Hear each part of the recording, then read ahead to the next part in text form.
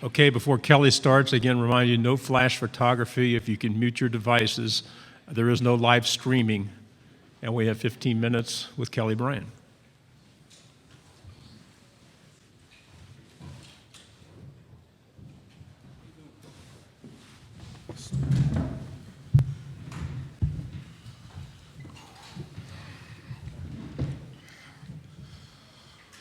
If you have questions, find one of our representatives with a microphone and ask for you to identify yourself and your affiliation.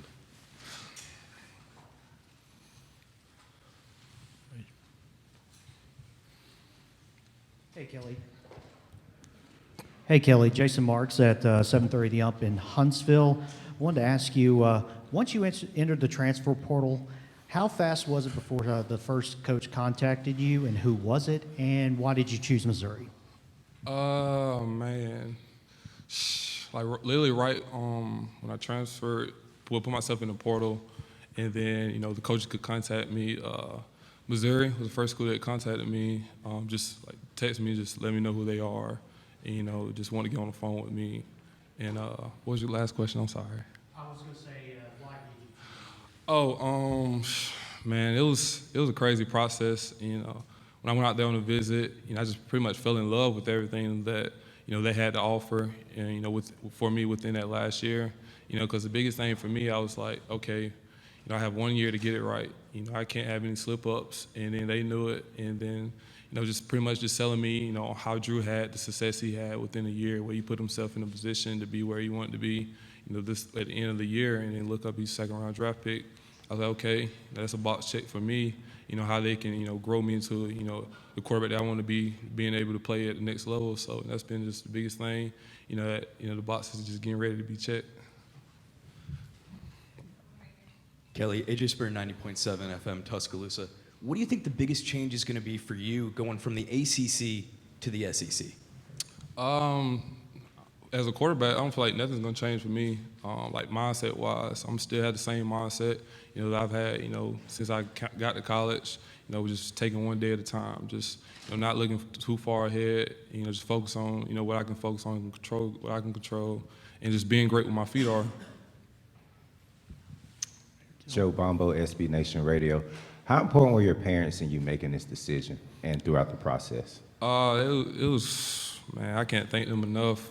Cause like when I made the decision, it was a day before my birthday, so it was a birthday I'm always remember, and just having them to lean on, because right after I made it, I wasn't in a great spot mentally, and so just having my mom, my dad, to pour into me, uplift me, praying for me, and so just having that support from them. And then they told me, when I told them I was going to Missouri, it was 12 hours away from home, haven't really been out of South Carolina for a long time, so.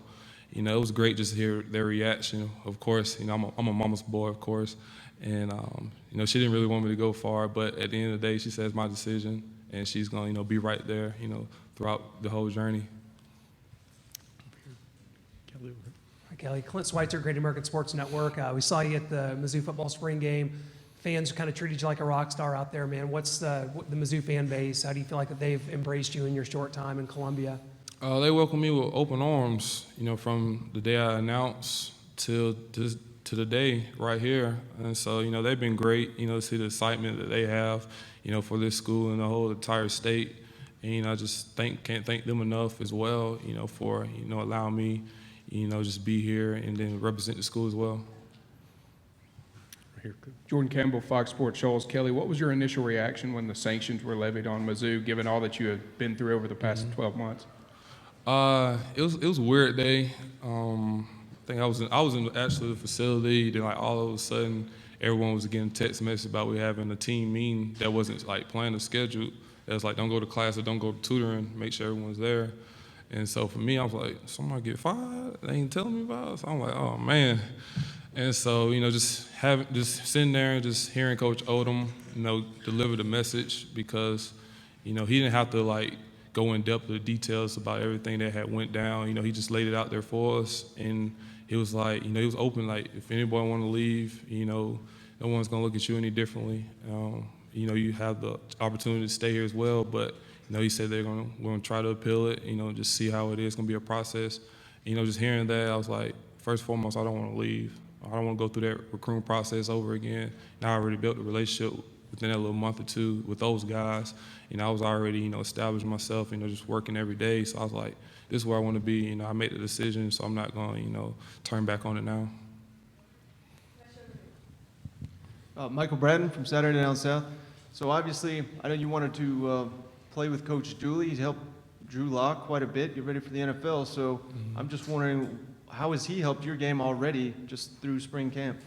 Well, the pitch for me coming to Missouri, he saw what I did at Clemson. He loved the things what he saw, from a passer standpoint, and also what I can do with my legs. Because I can make plays with my legs, being able to extend plays. But being where he was at with the Cowboys, seeing Dak and seeing Tony, having that experience within the Cowboys offense, bringing it to Missouri, and being able to put yourself in a position where he's gonna make plays for you where you're comfortable. He's not gonna call anything where he's comfortable with it, but the quarterback's not comfortable. He's gonna cater to you.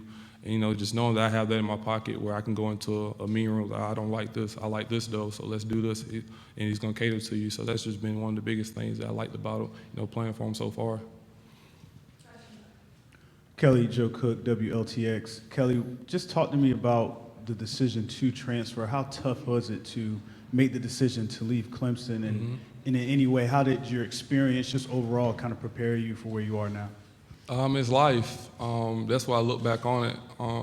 It's tough in the moment, but I can't thank Clemson enough for the opportunity they gave me to play there, being a kid from South Carolina, playing for his hometown state, and just shaping me into who I am today, like I said. So, it was tough, but, it's life. That's how things are. That's what I learned about it. It's adversity as well. It's not, it's how you're going to respond to it, how you're going to get back up. But at the end of the day, I can look back on it, I'm still smiling. I feel great spiritually, mentally, and physically. And so, I'm ready and anxious to get it going. Over here, Kelly. Kelly, Justin McNally, WTVY, out of Dothan, Alabama. You were on the 2016 Clemson team that played Troy at home, a game that was kind of a lot closer than a lot of people expected. Missouri playing Troy this year. What do you remember about that game and expectations playing a team like Troy that's knocked off two powerhouses the last 2 years? Man, that was a crazy game. We knew what type of guys they had in that locker room. It speaks for enough, that they've already been two high-level caliber schools. They're not going to lay down for anybody. So, it's going to be looking forward to that game as well. But, don't want to look too far ahead. But, it definitely has some history, and remember the type of guy and type of program that they have as well. Kelly, Rachel Barbeau, right here, Sirius XM. How you doing? I'm great. How you doing? I'm doing good. Let me ask you how you feel about just like the life and the plight of a student athlete now. You think about all the changes. You think about the transfer portal. You think about the 4-game redshirt rule. You think about the potential of name and likeness. You think about all these different things. I'm curious because you kind of became a poster child. A lot of people talked about you, right? And you handled it in a very classy manner. I'm curious what you think happened or what it looks like for student athletes today. I can say that as of today, you can start to see that a lot of things are being more, student athlete friendly.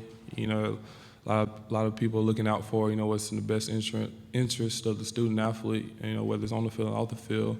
And I believe that, transfer portal, not a lot of people, agree with it, but, for me, it's been a tool that, I feel like has pretty much changed my life in a way, in a sense. And so, I thank God for, the timing of it because, looking 2 years prior, there wasn't this rule. So I don't know what I would have did, if I didn't have the rule. But, like I said, I'm thankful for it, and I'm glad that you're starting to see changes within, to help and cater to the student athletes. Thank you. Down front here. Kelly, can you talk about how you've been gelling with this offense this past spring? I mean, the stable running backs, you got Larry Roundtree, Tyler Beatty, receivers, Jonathan Johnson and Jonathan Nance, and a lot of weapons at your disposal. Just kind of talk about the potential for this offense.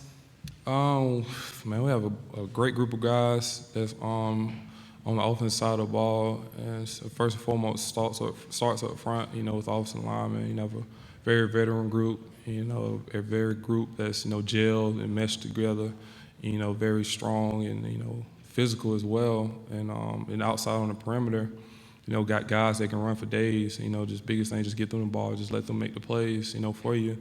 Then, to the side of me, you got Roundtree and then Beatty, two different guys, Roundtree's your typical back, run between the tackles, and, do all the dirty work. Then you got Beatty, he's pretty much a scat back, give him the ball out on the perimeter. Also, you can line him up in the slot, and, he can run routes and, create a mismatch for you. And then you can't forget Alberto. He's a big guy with 6'6", like 260, something like that, maybe something short. He's a fast guy, mismatch, for guys out there on the perimeter as well. So, just looking at the offense, we have the pieces, to be as good as we want to be. It just starts, with, since I got there, and then also to the summer, just gelling, just creating that chemistry, to be where we want to be. Back over here. Hey, Kelly, David Cloninger with the Post and Courier in Charleston, South Carolina. Once you announced your decision to leave Clemson, social media being what it is, a lot of people, calling you a quitter or whatever. How did you handle that? And did you ever fire back at any of them? No, I didn't fire back. I took it with a grain of salt because I knew the decision, that I was going to make, what's going to come from it. There's going to be a lot of scrutiny. People going to label you this, label you that. That's just, the world we live in today. But, what you have to do is just control what you can control, and I control my mindset. Like I said, it was tough, but, easier said than done. But I just thank the people that had my corner pouring into me, each and every day, to get me where I am today. And, like I said, I'm thankful for it because I feel like, I've grown so much, within myself to put me in a position where, I'm happy where I am right here today. Right here. John Wilkerson, WNML, Knoxville. I'm just curious, what's it been like to join a group of seniors or upperclassmen? You're expected to be a leader. You've got great experience to share. Was it a difficult transition at all, being vocal and becoming one of the team leaders at Missouri? It was very challenging because, like I said, I'm a senior, but at the same time, I feel like a freshman because I'm walking to a locker room where I really don't know anybody. I know a few of them because, what the coaches told me who would be coming back, but, having to learn a bunch of names and just build a relationship, I was like, okay, some guys may know you, some guys may not really.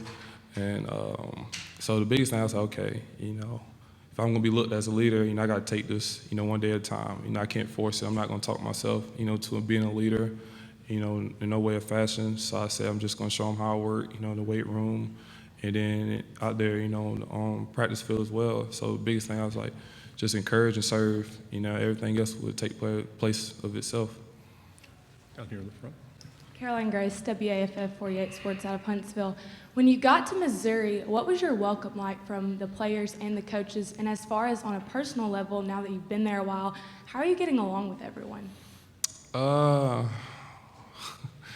can say the welcome was very different. It was very cold. Nobody told me how cold it would be in Missouri. I remember we had workouts at like 7 in the morning and got up and looked at my phone, it was like -15.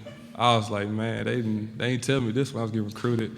But going back to your question, the guys have been, we're first class.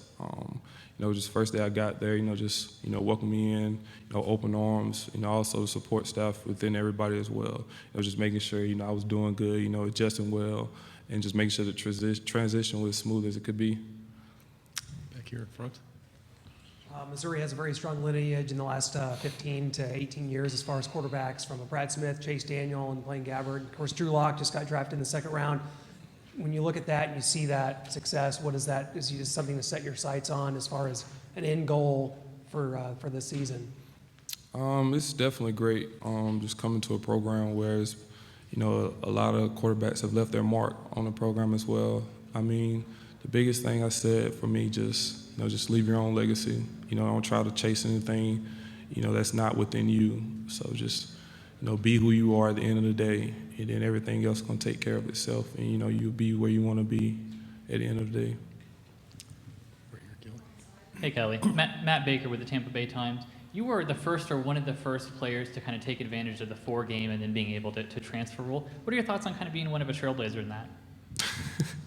It was crazy. I didn't even know I was like one of the first players to people was telling me, everybody labeling it the Kelly Bryant rule now. So I was like, oh wow, I didn't even know that was a thing. I was like, I don't know if that's a good thing or a bad thing, but it was good to take advantage of it. Like I said, I'm thankful for it, at the time that it came, in place. Kelly, we know that Chad Morris recruited you hard going to Clemson, and they were after you to come to Arkansas. Right. How close were you to possibly making that commitment, and what changed your decision, or what was the biggest factor in the two teams? Definitely, we had a relationship, out of high school. He was the main guy that recruited me from Clemson, and then also having a chance, recruit me as well, to Arkansas. It was tough because, of course, everybody was like, okay, he's gonna go to Arkansas. That makes the most sense. He's being recruited by Coach Morris. It's the same offense as Clemson, maybe a little different as well. But I was like, the biggest thing I want to learn. I want to grow. That's like I said, being able to, get a little experience, before possibly, getting my chance at the NFL, So why won't I go learn a whole new offense, go challenge myself and see where I can, be when the time is done. So, that's what the biggest thing that drew me to Missouri. Kelly, Zach Taylor in College Station, Texas. Since coming to the SEC, what's your overall thoughts on the quarterback class that you're joining, and how does it compare to the ACC, you think? It's a great class, looking from across the board, all the guys that represent, the SEC at respective schools. So, it's good, to be up there, with those guys as well. And from the ACC, I feel like that's some of the best players over there as well. You got great guys at that position, that stack up with the top of the guys as well. So, I feel like both conferences have respectively good quarterbacks. Kelly, you talked about going to Missouri and Arkansas recruiting you. What about Auburn? When did they contact you, and what was said? Well, I think they weren't one of the first schools that contacted me. Cause it was probably a little bit maybe 3 or 4 weeks after I had announced, because that's one of the schools I wanted to go to out of high school. And so, I took a visit there. But like I said, at the end of the day, some within me was just telling me, go to Missouri. I enjoyed my visit there at Auburn as well. Meshed well with Coach Malzahn. But, at the end of the day, I had 1 year to get it right. And I feel like, Missouri is the best position for me to be in. Yet another transfer question, sorry. Did you talk to any of the guys who were transferring as well? Did you talk to Justin Fields or Tate Martell? Can you recall? No, none of those guys. I talked to, it was literally right before I announced, who was it? Tommy Stevens a little bit. So I talked to him, but other than that, I talked to more skill guys, a couple receivers, tight end Jalen Harris, that's at Colorado. So a few of those guys like that. Here on the podium. Rashad Snell, Alabama News Network in Montgomery. You transferred from Clemson after 4 games, and they went on to win the national championship. Have you talked to those guys on that team? Because, I know it's like a family, and how did that conversation go? Oh, definitely. I talk to them every day, to this day. We have a group message going, pretty much all the guys, a couple guys that's in the league now. It's just how the relationship we built, off, just the game of football. That's just how we always been, pretty much like you said, a family. It's true. And then I had a couple of my old teammates and roommates come up to my spring game. So it's, the connection and the relationship is still strong as it's ever been to this day, no matter where we are. Okay, thank you very much. Thank you.